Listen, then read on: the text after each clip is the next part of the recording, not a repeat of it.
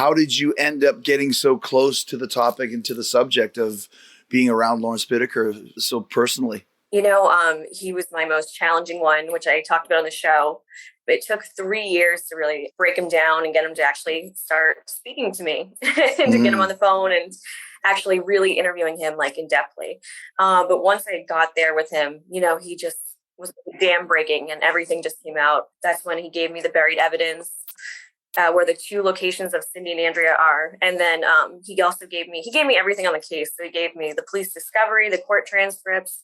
He listed me as next to kin in the will. He wanted me to go on and finish the case. Well, let's start before that. So you are an FBI investigator, or what exactly? No, not FBI.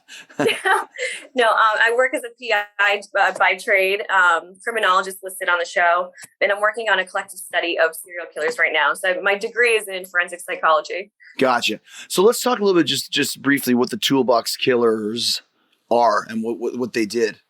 So Lawrence Bittaker and Roy Norris were active in 1979 in Los Angeles County. So they bought a van. So this urban legend of where the van comes from is actually from their case. They actually tricked out this van just for murder. So they put a bed in, they put a toolbox under the bed to torture the victims. That's where their moniker comes from. But they soundproofed the van. They put in CB radios, police scanners, everything you can imagine just to have it tricked out for the sole purpose of rape, torture, and murder. And they abducted 5, there's actually more victims, but 5 girls they were convicted of, and they would bring them up to San Gabriel Mountains and torture them, rape them, and eventually kill them up there. You mentioned as being a PI and kind of investigating this. The bodies of some of these girls were never found. Is that kind of what attracted you in the first place to try and find out some answers on this, or? Yeah, when I found out, he had 2 missing girls that were never found, that it definitely stuck out to me, and I really wanted to get the closure for the families. And it was even before I talked to Julie. You see Julie on the show. She's one of the missing victims' sister. Even before I contacted her, I was saying to him, I was like, do these girls have families? Do they have siblings? Are they still looking for them? And he was just like, yeah, they have families. I don't know. I don't think they're, it's 40 years later. But so, when I finally called her 40 years later and I said, I know where your sister is. And she goes, she was murdered. And I go, no, I know where her body is.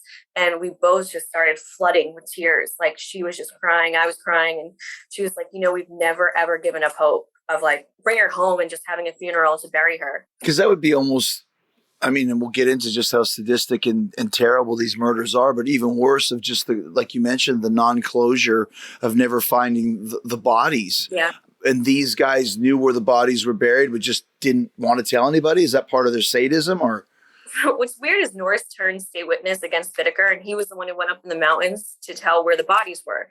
The reason why Andrea was missed was because Norris was not there when she was killed. He just saw him and Bittaker walking Andrea up a road. So he was just, I don't even know why he was pointing to an area. The area he gave is so way off from where Bittaker actually took her and where the investigators actually searched for Andrea. Now with Cindy, he was there when they killed Cindy and they both threw her off the cliff. But when I went back to look at the maps along with Bittaker, Bittaker was the one who went up on those roads at 16. He knew those roads. Norris was new to them. So when Bittaker is looking at the road, he's like, where Norris is pointing, he's like, he's about a mile off from where Cindy actually is. So those were the 2 mistakes that happened with the 2 girls not being found back in 1981.